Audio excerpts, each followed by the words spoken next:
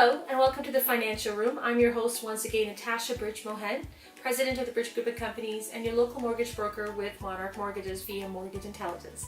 Today's topic is going to be about down payment. Very simple topic, but very important one, as you need to know the new requirements and changes in terms of down payment.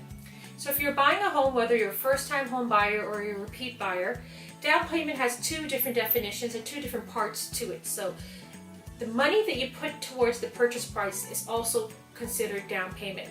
In addition to down payment, you still need to come up with additional funds for closing costs, which is also considered part of the down payment amount in terms of buying a purchase of a home. So what are closing costs?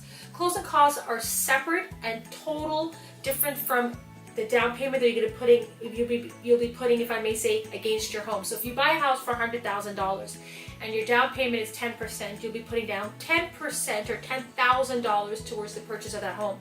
But on top of that, you have closing costs, which are land transfer tax, which are legal fees and disbursements, title insurance, etc. And if it's a new build that you're closing, there may be builder costs associated with that too as well, that can reach up to the thousands depending on what your contract says and what your lawyer has prepared you for once they've reviewed the contract. So down payment can be very complicated in terms of where it's coming from and so forth. So we're going to go through the many different types, or the most common types of down payment.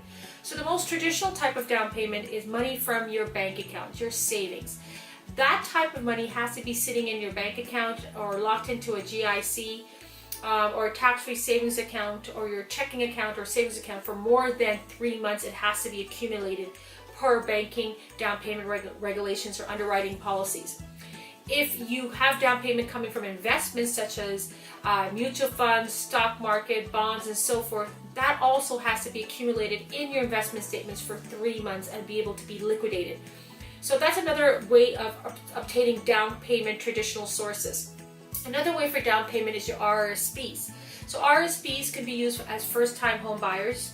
You could actually use RSPs if you are a first-time home buyer in respect to over 10 or 15 years. The rules have changed, but if you own a home, you haven't owned a home in 10 to 15 years, you could be qualified for the first-time RSP program again. So you can use your RSP tax-free, and you have an equivalent of X amount of period to pay back that money into your RSP tax-free, which is really good. So we talked about savings, we talked about investments, we talked about down payment in terms of RSPs. You can also liquidate property in your foreign countries. Now there are some foreign countries that are on the radar list that are not acceptable down payment, but most countries are fine.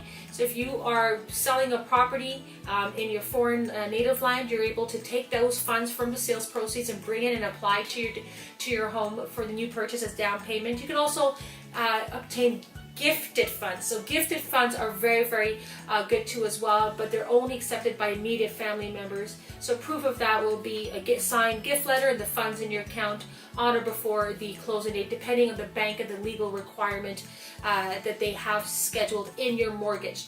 So savings, investments, RSPs, gifted amount, all of that are means, a justifiable, accepted means of down payment source. So that's very important that you understand what and how down payments are used for. We are always here for you.